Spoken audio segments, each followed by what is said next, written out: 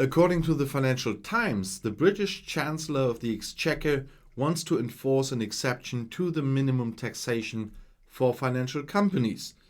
The G7 countries had only just agreed on uniform tax rules. To be different from the rest of the world is part of the identity of Great Britain. Now the country is apparently planning an idiosyncratic variant of British exceptionalism. According to a report in the Financial Times, Finance Minister Rishi Sunak is pushing for exemptions for the London-based financial sector from the planned global minimum tax. The British government feared disadvantages for global banks based in London, the newspaper reported with reference to information from the environment of the negotiations. Sunak also addressed the concerns at the meeting of finance ministers of the 7 leading industrial nations, the G7, last weekend. Only a few days ago, the G7 countries agreed on a basic framework for global tax reform. The heart of the compromise, which is considered historic, is a minimum tax for large corporations of at least 15%. The British Finance Minister Sunak had also spoken of a historic tax deal after the negotiations.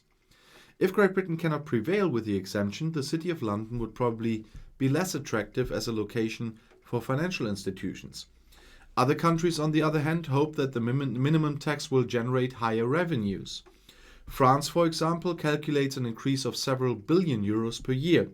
Finance Minister Bruno Le Maire told the French TV broadcaster BFM, but there is still no exact number.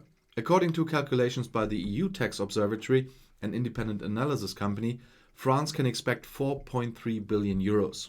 Le Maire said that the other pillar of the planned tax reform can be expected to generate additional revenues of between 500 million and 1 billion euros.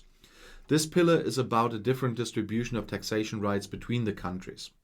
However, only the 100 largest and most profitable corporations are taken into account. But it's really a joke. We had this in the case with the EU and Brexit, that there were at least months between agreeing to something and breaking it.